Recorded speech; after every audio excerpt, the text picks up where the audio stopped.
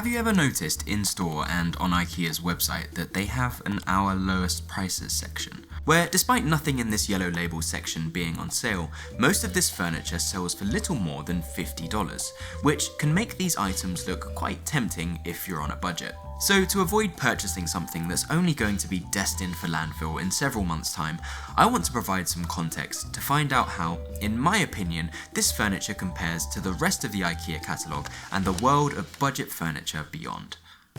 Now, it's crazy that you can pick up a brand new chair of any kind for $50, however it's a fatal mistake to not stop and consider some of the other incredible purchases that you can get out there. Now, I can't say that I'm crazy about how this NOLMYRA chair looks, and quite a few of the reviews have complained about the ergonomics, but outside of this yellow label section, not everything at IKEA is actually 10 times the price. But what I didn't realise until I just searched it is the insanity of the prices over at Amazon. Where it's crazy to say this, but it actually starts making this category of IKEA furniture look a little bit overpriced. But when it comes to their other yellow label seating items, things actually start to look a lot better, where their OESTANOE dining chair is actually pretty incredible value, as it stacks, it's upholstered, and it has a really nice minimalist contemporary aesthetic. Where I can't actually imagine that there's much more that you'd want in a budget chair, which probably makes this far better overall value when compared to their ADDE chair for domestic settings, where you can actually buy a whole set of 8 of these for less than one of their more expensive wooden chairs. However, I would question the sturdiness of some of these yellow label items, especially when it comes to heavier people, where the TEODORES chair is probably a much more durable budget alternative which they offer. But as people who are usually considering these stacking options usually want them for additional guest seating, you simply can't ignore Costco's SmartFold chair, where at roughly $23 for a set of 4, they have wide upholstered seat pads while being foldable too, which makes them incredibly hard to beat. And then when looking at swivel chairs for desk setups, their budget option is the SMAELLEN chair, which actually doesn't have any casters, which I feel makes this not all that practical. So you may be better off with their ELDBERGET chair, which amongst their lowest priced options is probably the best looking and most comfortable too. But again, when you actually look at alternatives and check out Amazon, you can see that they have a bunch of really well reviewed and arguably better performing alternatives too. Where even against my favourite IKEA desk chair of all time, you can get a top grain leather replica Eames desk chair for almost the same price, which is absolutely crazy to me. And it's exactly the same story when it comes to their metal and wooden bar stools too. But as this is a video about the cheapest possible furniture, I suppose you do have to give IKEA a little bit of credit when it comes to their stools. And on top of this, their brand new storage ottoman I think is really hard to beat, as I think it looks a lot better than the other alternatives which are out there, whilst being mostly cheaper too. Now over in the bedroom, their NEIDEN bed frame is kind of ridiculous at $50. However, don't be fooled, as they are a little bit cheeky about making you buy the slats separately, which makes this a not quite so impressive proposition. So unless you're absolutely set on having a wooden bed frame, I think that the real value products are their upholstered SLATTUM and Klipstad frames.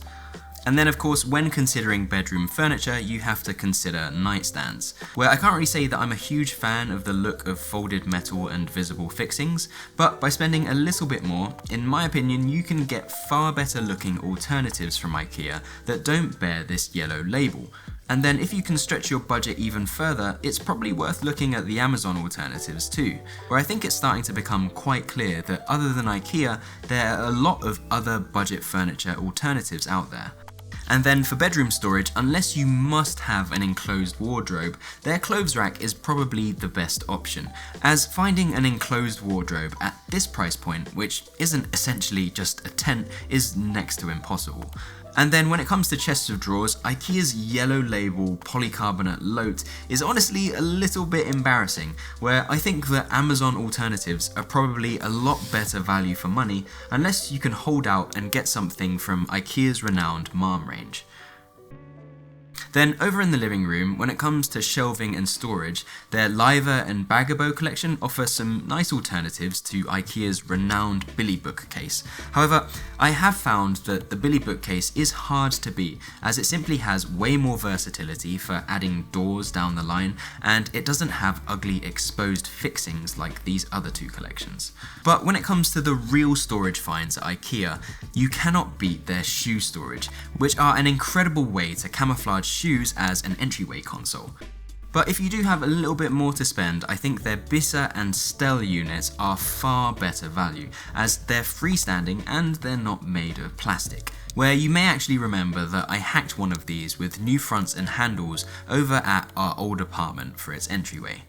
But as having clever, aesthetic and functional storage in our home is something that I take pride in, and because storage is something that I don't want to overlook when working outside of the home too, I simply have to show you one of my favourite remote work setups to date from Bellroy, who are by far my favourite EDC company and the sponsor of today's video. And they are quite literally my dream sponsor because they check all of my boxes for clean aesthetics, ingenious functionality and sustainability too. Where despite being an avid fan of their backpacks, I have recently found myself missing something when it comes to wearing professional attire. Where because my whole life now revolves around my laptop and my camera, I did need something that can comfortably store all of those things without being overly heavy and uncomfortable. Where I found their Tokyo work bag to be just as elegant and clever as their backpacks too, with a conveniently accessible and professional looking form factor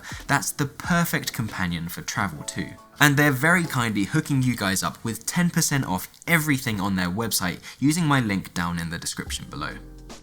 Now with their yellow label lighting, IKEA claims that with this product's compact packaging, it's actually better for the environment. But I think it's fair to say that this mostly plastic product proudly wears its $8 price tag,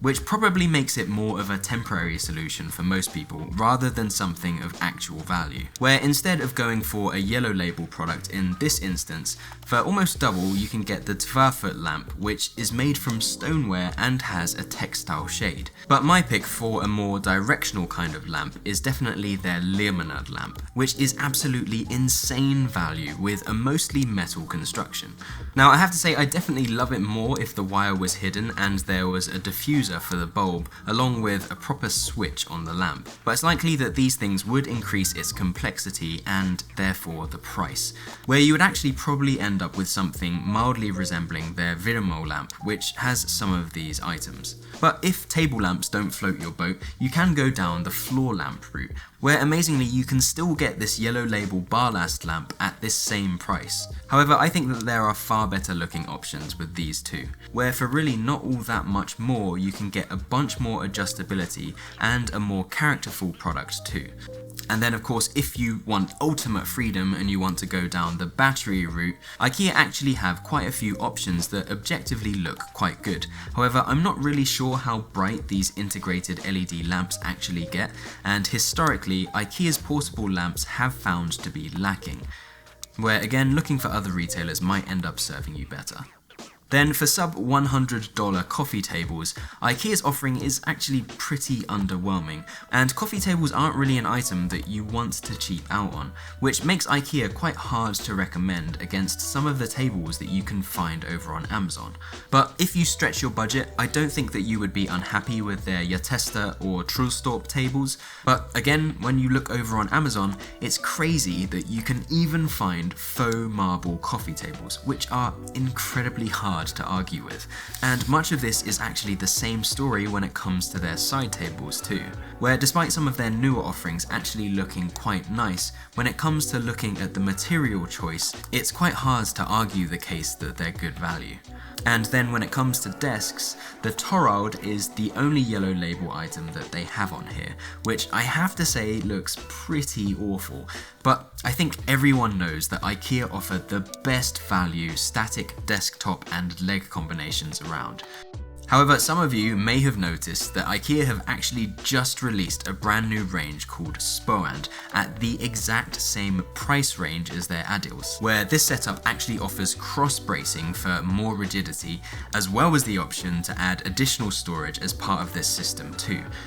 Where when it comes to legs, you're actually looking at spending a lot more for other alternatives with other retailers. Where when you really start looking at higher budget items, standing desk frames start becoming a very compelling value proposition, which is actually an area that IKEA are definitely struggling with when keeping up with the other competition out there. Then finally, to end on a win for IKEA, this is really rather insane, but you can actually get their 7 by 9 foot flat woven tip head rug for just $30, which is absolutely absurd. But you will probably want to pair this with an underlay as it is quite thin, as well as some residue-free rug tape in order to keep its corners in place, which definitely does take the price up a little bit. However, I can't seem to find anything online that even comes close to this product. But I suppose the main takeaway from looking at all of this furniture is that IKEA isn't always as good value as you'd might expect, especially when compared to some of the other competition that's now out there. Where if you're in the tricky situation of having to furnish your home on a shoestring budget,